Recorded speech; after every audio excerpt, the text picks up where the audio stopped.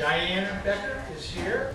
I always like to have her here. She could come on up and join us. Okay. There she is. Sure, come on up.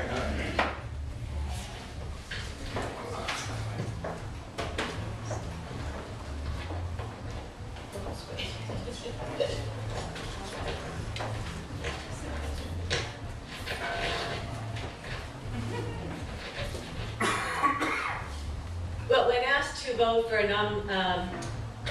when asked to vote for Employee of the Year, without any hesitation, I'm like, where is he? There he is. I nominated Michael without any hesitation. He is the most deserving. There isn't a member in this Y who knows Michael that doesn't have kind words for him. We, just to tell you a little bit about, we offer a cancer exercise program. And Michael is the key person in this program. Each member gets to work with Michael.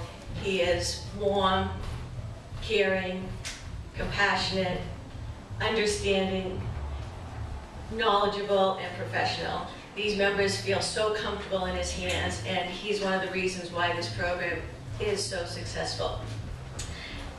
So he does his job, and he does his job well. But the reason why he deserves this award is because he does his job, he does above and beyond his job. Example, we have, there was this young gentleman that used to come into the Y. He came right after school, and he would spend hours here.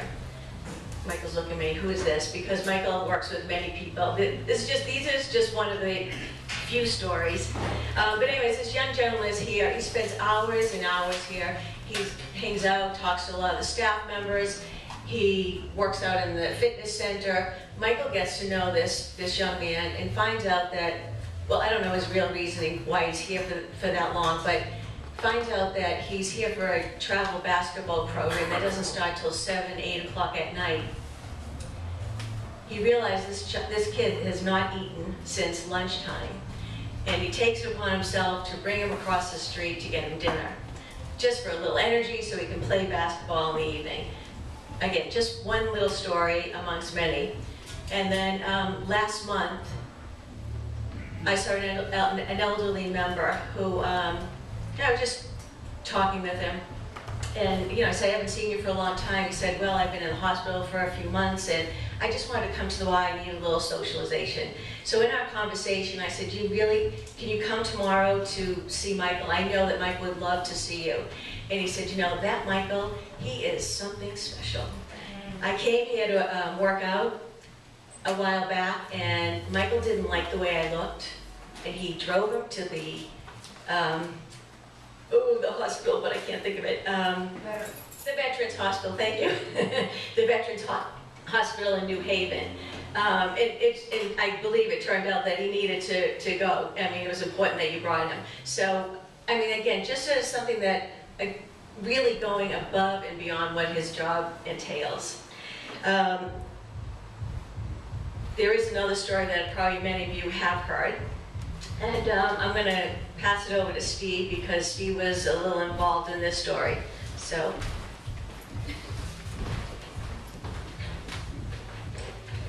Working here at the Y, we get so many opportunities to impact on people's lives, and sometimes we don't actually get to see the results of that. We just know that we're doing good and things, we're making people's lives better. But fortunately, about a year ago, just over a year ago, I believe it was, that I was coming back from lunch. Michael and I were having a conversation in the office, and someone came up and said one of our members had stopped breathing, and his heart stopped, and had basically gone cardiac arrest and was down in the gym. Michael and I both responded, and fortunately for all of us, we all are CPR trained here and AED trained, but fortunately for Gus, this member, Michael was there because he kept a very cool head, was very calm, and just proceeded to do what needed to be done, which was to administer the AED to shock and bring him back. And I was fortunate enough to be there with Michael to experience this. And here was a wonderful instance where we were really able to make this true impact. You know, everything came together, it worked, it was a very fortunate situation, but trust me, Michael's calm, cool collectedness really did help us get through that situation. And to Michael's credit, he really always just felt he was doing exactly what he needed to do. And, you know, really just, this is just what we do. And this is pretty much sums up what Michael's all about.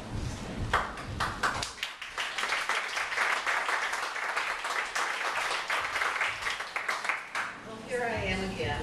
It's always such a bittersweet moment for me, but I thank you so much for the invitation. I have the joy of introducing to you the recipient of the Employee of the Year Award. This is named for my dear husband, Paul Becker, who came to the Y on an almost daily basis. He came early and he stayed late. It was for a meeting or to play racquetball, which he loved to do, in order to, as he walked around the building, find out what the needs and concerns of the staff was. He knew everyone by name and never failed to explain that he wanted these people to be happy. They are the backbone of this place, he said. Without their caring and attention, we can close up. He was so very right. And tonight we single out of the wonderful top people in our family, one person that's really hard to beat. Everyone is unanimous in their admiration for him. Someone who has made a real difference and embodies those characteristics that Paul so admired in our staff. And we had planned to have him as our guest of honor for our alumni meeting of the Employee of the Year Award, and unfortunately he had a little surgery. So we postponed our so-called garden party, and like the garden is as big as this, so it's really not a very fancy garden party.